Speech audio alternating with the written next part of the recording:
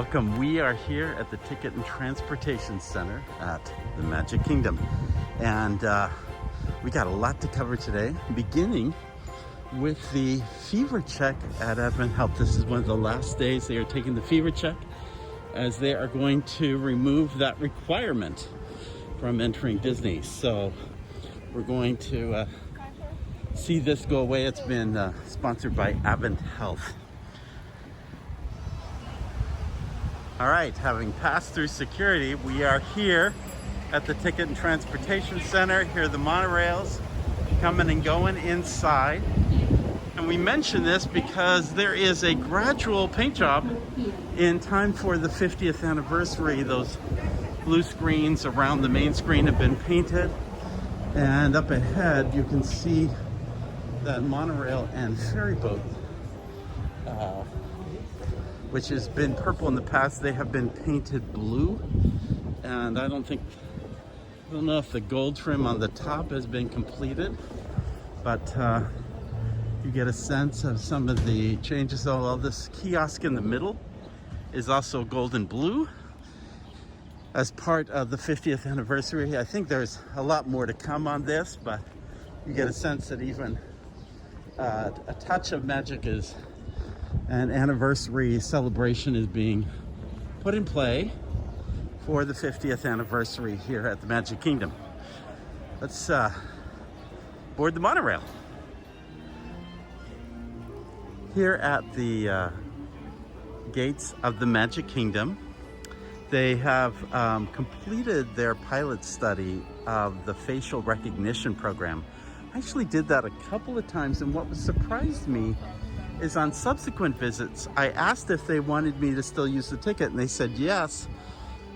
But I kept thinking, well, isn't that the opportunity to try out the facial recognition to see if you would recognize the ticket and the passenger by the face? But at any rate, it has gone away and probably will come back at some point in some form or another. Be interesting to see what that looks like in its next reiteration. We're also in front of the train station, which is still very much under remodeling and probably will be, in my guess, through much of the summer. And maybe as it comes out of that phase, maybe we'll see some first light of the trains coming back, as it has been several years since we have had the train running at Walt Disney World. And that's been just a real disappointment not being able to enjoy that attraction. In fact, here's the sign, which actually I have this sign in my family room. It's one of I love attraction poster signs. I can never get enough. Love this orange bird one. There's a whole, I think I have a podcast on attraction signs. I'll have to go back through that at some point. And we are continuing on down Main Street and checking out the scene here and what's going on down the street. It's a very casual afternoon, and just a bright sunny day to be in the Magic Kingdom, and we're just taking it all in as we step down the street. I hope if you're joining us by podcast, you get a chance to check out J. Jeff Kober, my YouTube page. And by the way, we are here when the Dapper Dans are about ready to appear. So I'll just give you a little bit of music here. 1, 2, 3, 4.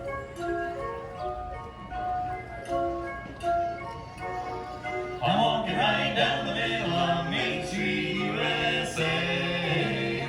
You might say it's the heart of America, the heartbeat of a holiday. A holiday, the place was made with a magical flag, and right down the street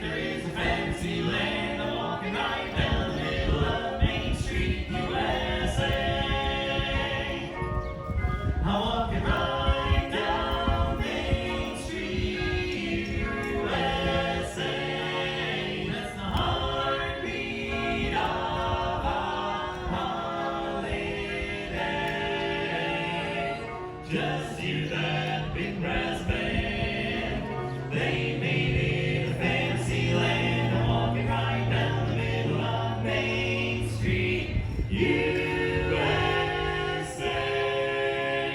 The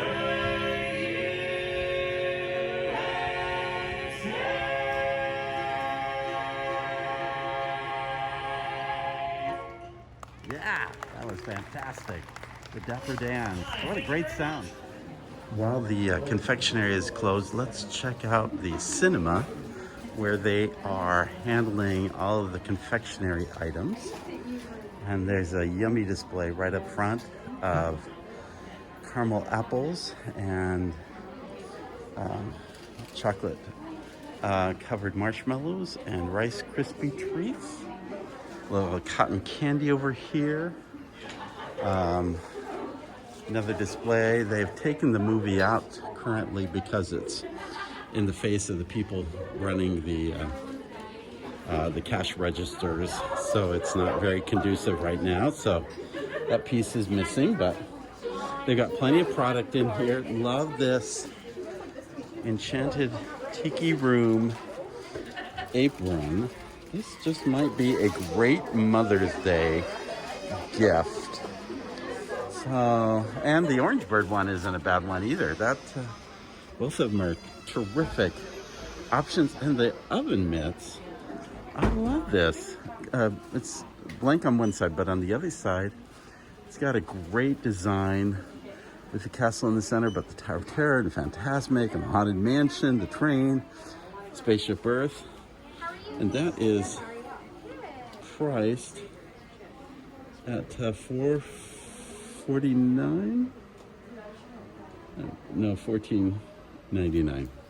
So I don't bring glasses to this, and I need reading glasses in order to do this gig, but those look very promising. And yeah, it's a nice little assortment of things. And then of course, lots of bags and apparel next door at the jewelry shop. Okay, we got Mickey and the gang coming down the street. Lots of dancers. We got Pluto, we got Minnie, we got Daisy and Donald, as well as the head mouse. This is the Mickey and Friends cavalcade.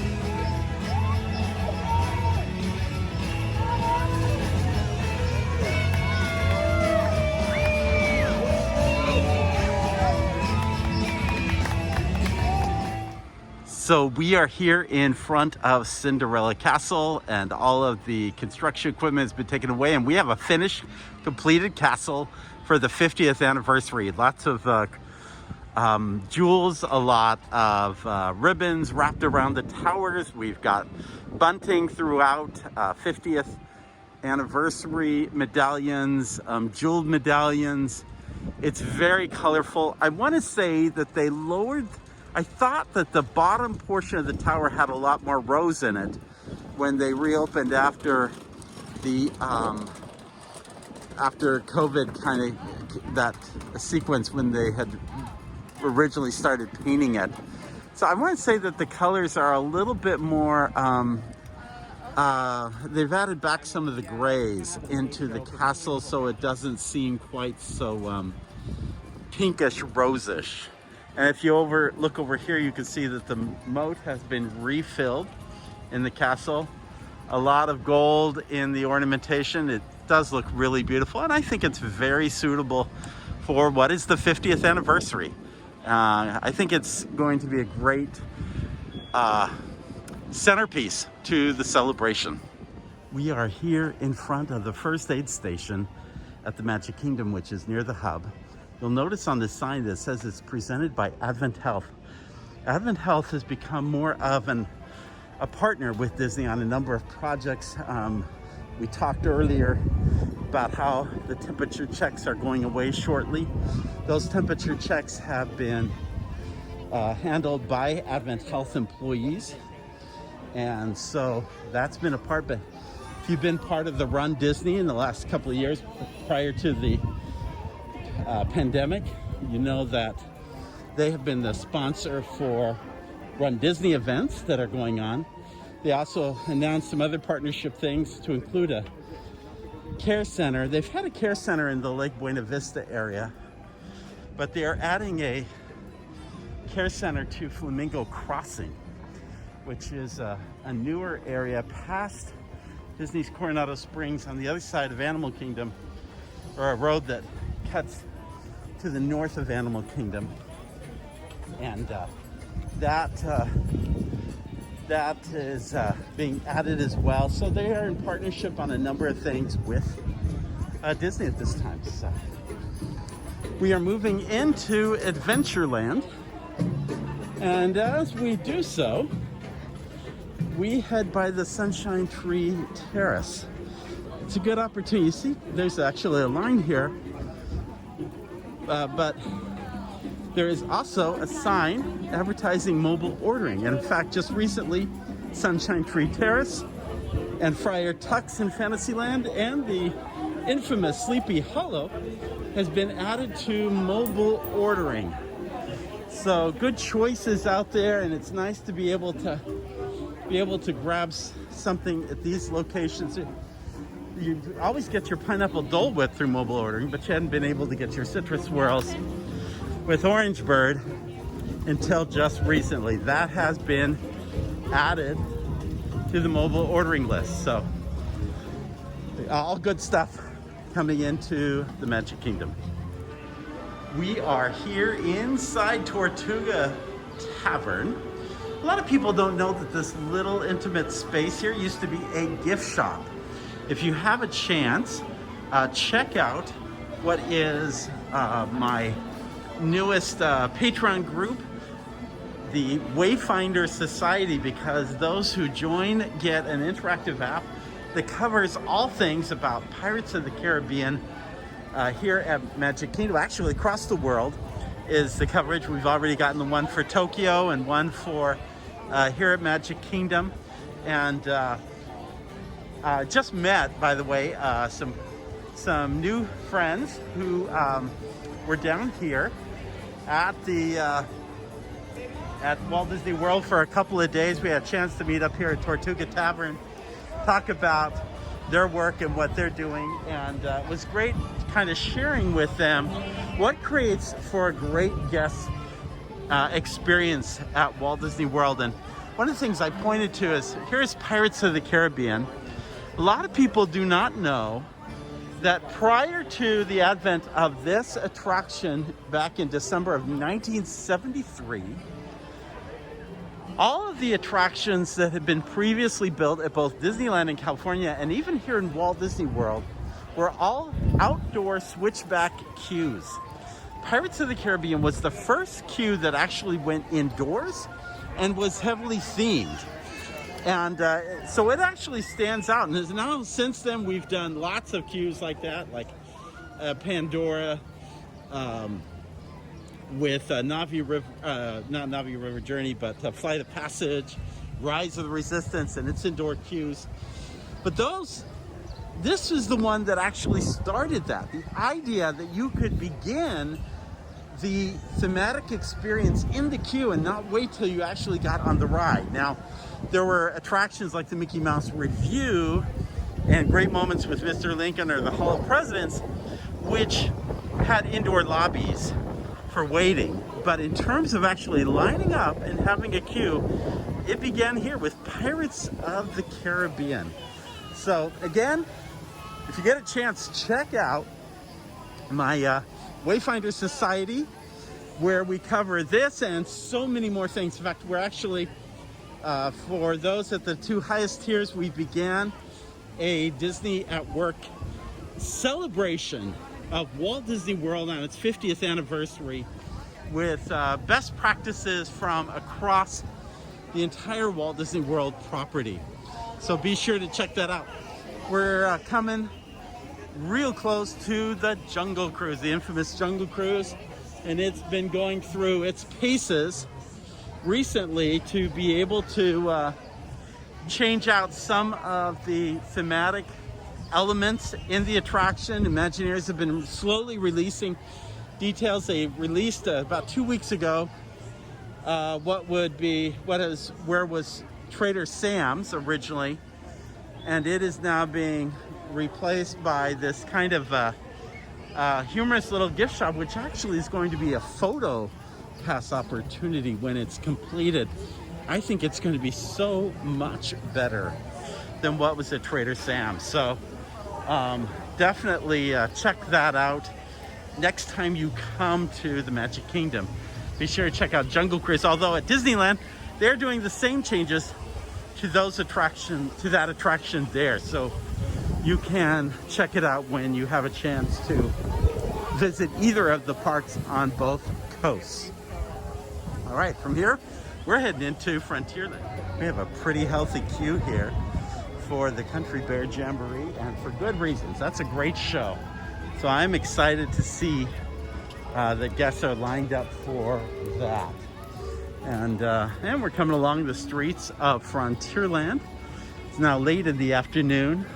I did notice that the rafts moving to Tom Sawyer Island are still working out there.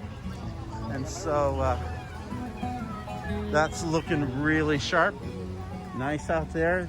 Still waiting on the Frontierland Shooting Gallery to be opening back up here at the Magic Kingdom. Again, lots of little steps being taken to reopen Walt Disney World completely and fully as we move forward. And I don't think, this is me talking, I don't think the mask, which the mask is the big part, the big challenge of having to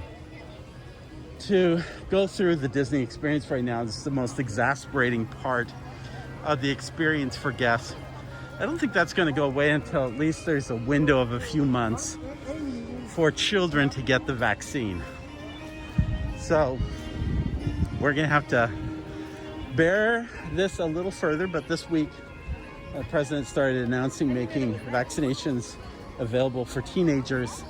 So certainly that is moving ahead and moving in the right direction. And we're headed into Liberty Square. Got the popcorn wagon going on strong there. Haven't seen the Muppets show up in a long time. That would be a nice thing to see come back here to the Magic Kingdom before too long.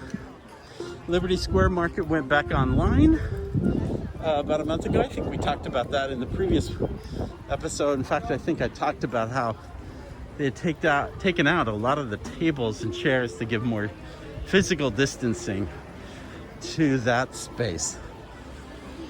And over here at the Liberty Eagle, we have a Visa card stand. And the Columbia Harbor House, I am waiting for that to open and stop being a queue for Peter Pan's flight. Ready for it to move to its next stage as a restaurant, Memento Mori over there, and then beyond, the infamous Haunted Mansion. Here in the shadows of the Haunted Mansion, it's a good opportunity to talk about announcements that are forthcoming. I believe by the time you hear this podcast, if you hear it on its first day, you'll know that Disney will be making some announcements about its Halloween plans. And I think probably some form of its Mickey's Not So Scary Halloween Party is coming back this year. So look for those announcements. We'll talk about them more in a future podcast, but wanted to give you a heads up that it looks like very frightful things are on their way to the Magic Kingdom. In our last podcast, we talked about the facade put on Peter Pan's flight while they are doing fixes. I gotta tell you, this is just, if you see the video, the height of this facade that is in front of us and the extent to which they mask everything while they're making these changes is pretty extensive. I think that's probably why we don't see the Columbia Harbor House opening, is they need that space for queuing while they're still addressing the physical changes that need to be made to the building facade. In fact, as we come to the very front of Peter Pan's flight, you'll notice that there is a banner put in front instead of the lettering. That's being worked on and repaired. You see a little pirate ship up there on the mast. Very nice little touch. We talked about in a recent Fantasyland review of Disneyland, how there are just wonderful little weather vanes all throughout Fantasyland and Disneyland. There's a crocodile one on theirs, and here we have a pirate ship on ours. There's some great ones above Pinocchio, but they're not really distinctive to the Pinocchio theme. But while we're looking at rooftops, I thought we'd come over here toward the back side of the castle, past Prince Charming's Regal Carousel. And here we could see a painting that has also been done to the rooftops of London. No, that's Chim Chimney was playing in the background, so that was just perfect timing. The rooftops I'm referring to are these medieval ones here at Sir Mickey's. You can see that they have been given the same royal blue treatment that the castle has been given. In fact, this is a great view of the castle itself from this side. A lot of gold trim, but not a lot of the bunting and those kinds of things that you see on the front side. Notwithstanding, the whole courtyard looks very lovely, and you see over here at the Bibbidi Bobbidi Boutique store, which has been closed for some time, they've done a massive paint job on those roofs as well. So everything is just really beautifully painted out. Well, actually, you see on top of Sir Mickey's, you can see the difference between the new blue paint and the old blue paint. That hasn't quite been finished yet. So a little bit more to come on that, but you can see how nicely it's turned out. While we're here, by the way, you also see some of the windows for Sorcerer's Mickey. Again, there are kind of these black screens that have been blacked out. Hopefully they'll be doing some new windows to this. This one showcases Mickey and the Mickey the Tailor and the Giant, and probably the other windows will be outfitted in the same way. You can see the Giant peeking inside the shop, as well as part of the Beanstalk. All very conducive to the total Disney experience. I think even those castle turrets, the entrance to the Fantasyland Forest, have been treated with that same blue paint. It's all looking really fresh and very nice here at the Magic Kingdom. If you're talking about a counter service experience in Fantasyland, in any Disney Magic Kingdom style park, you're probably talking about Pinocchio's Village House. It's there in just about every location, with the exception of a few places like Tokyo Disney, and also, well, that's about the, Hong Kong Disneyland doesn't have it either. But there is one at Disneyland, one at Shanghai Disney, one in Paris, and this one at the Magic Kingdom. And by the way, it is the original Pinocchio Village House. And I've got to do a comparison about all these. I love, by the way, the marionette stained glass windows that are at the entrance. Each room plays a different theme. The room I'm in right now is the Stromboli room. And the one with the windows toward It's a Small World is Monstro the Whale. That's the one where it looks out over It's a Small World over here. And then there are other rooms just as well. There's one that's themed to Jiminy Cricket's little role as playing the conscious role, and one that is themed to Figaro, and then one that is themed to Cleo the Goldfish. So everybody has their own little, and the whole restaurant, which is a massive restaurant, is really broken into these smaller spaces that take up different themes or sections of the film. So again, one of these days I've just got to do a little comparison. Went ahead and grabbed some tomato soup. They've switched out the Here we got the Clio room, and you can't see the stained glass really well here. See a little better from the other point of view. But they switched out the garlic breadsticks to being garlic knots, and they were okay. Nothing to write home about, but they were okay.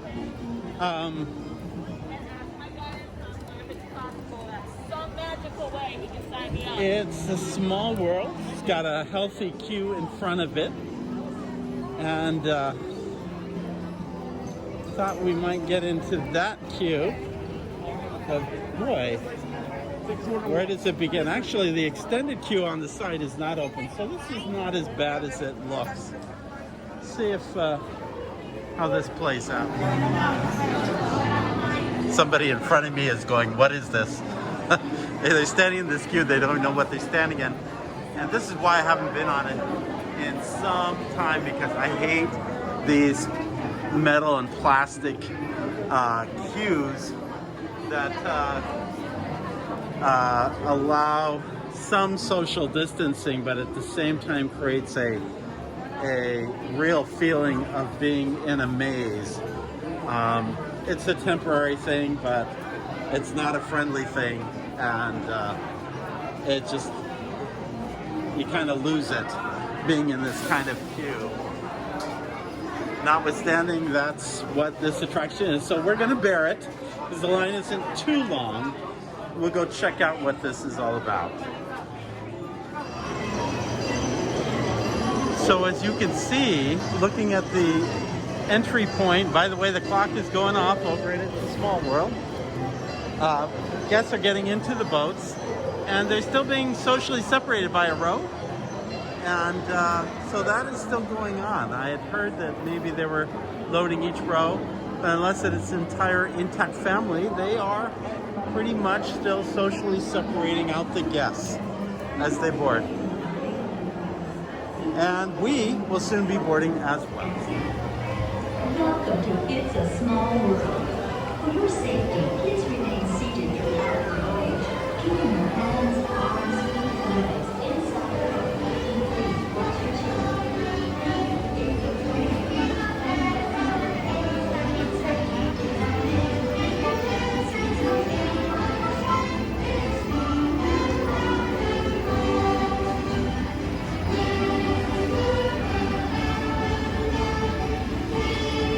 Here's a little something you may not know. These toy soldiers in front of us are from Tivoli Gardens in Copenhagen, and this is actually one of the parks in Europe that inspired Walt Disney to build the original Disneyland.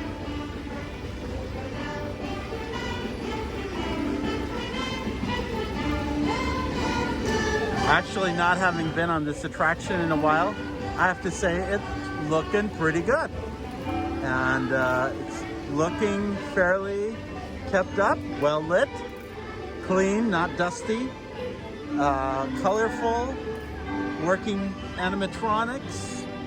I'm pleased with the look and feel of what I'm seeing as we pass through the European section of this attraction.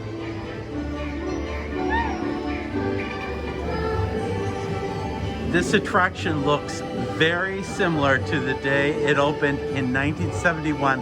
Very little has changed in the attraction. Here is one exception to that. This little wedding couple being married in Israel.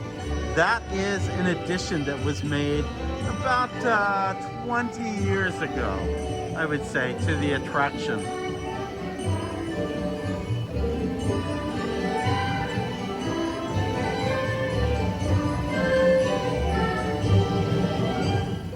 When you visit this attraction in Hong Kong and in Tokyo, you get a very different section of Asia.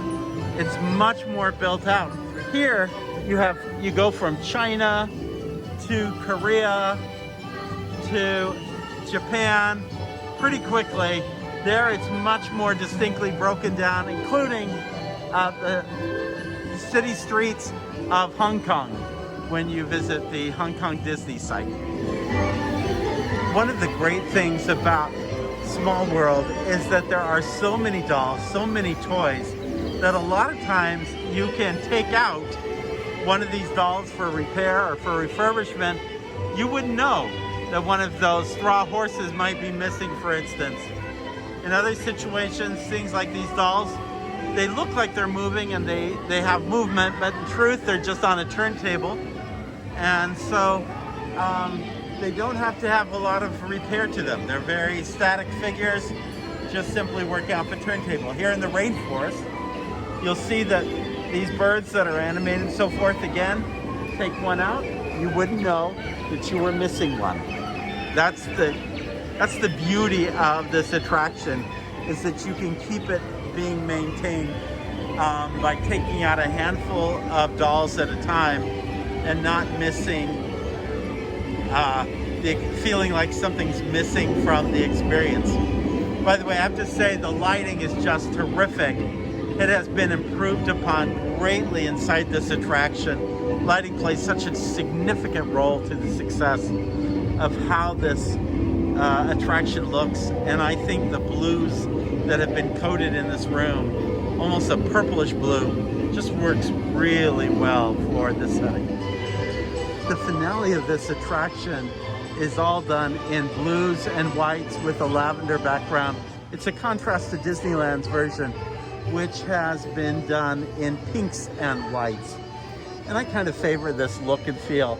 Also, if you remember, some of you have been on this attraction over many years, at one point this balloon that keeps going up and down with the little clowns inside of it once held a sign that said "help" in it. That was some time ago removed, but it's humorous. The one thing that this attraction in Disneyland is missing, actually not Disneyland anymore, it did originally, but the one thing this attraction here at Walt Disney World is missing is anything based on the United States. All we have is a representation, as you see in front of me, of the cowboy and the Indian. That's the only representation here. In all the other parks worldwide, there is a major section dedicated toward the United States. And that was also added to Disneyland a number of years ago. Here though, you don't have that representation. Again, a lovely setting, a lovely attraction, well maintained, better maintained than I have seen in a long time. Take a look at all those dolls that again are stationary but are on turntables. If you look closely, you'll see each doll carries a prop. There's a fan, there's a tambourine, there's a doll, a guitar, bells. Each one has a little prop, again with elegant costumes and clothing.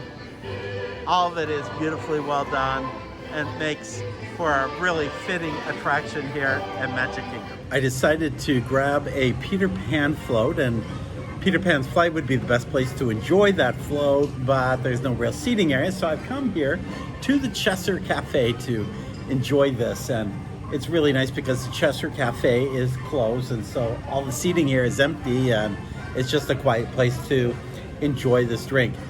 It makes me contemplate how Disney is going to come off of COVID as events occur in the weeks ahead. What things they bring back on, what things do they do away with. I think masks are probably the last of those things. The social distancing and queues is probably one of the last things, but a lot of other things are really kind of coming down. And so it's becoming increasingly every day a little bit more like Walt Disney World as we've known it before. So it's an interesting time. By the way, the Peter Pan float, it's a lime sherbet with Sprite. Love the lime sherbet. Sprite, but and with a red chocolate feather in it, which is really good. But if you can mix it together to a smoothie, it's really great. So highly recommend that. In our last update, we showcased Casey Jr. being redone, and it looks like it is just about finished. There's some landscaping that's kind of hiding it until it's completely finished, but it's looking bright and beautiful. And I think this might also be timed to its reopening. It was closed since reopening last July because the thought was it wasn't a good play area for kids. They might get close to each other. There'd be a touch of water, contaminated surface, and so forth. In truth, recent studies came out that said that chlorine kills COVID in 30 seconds.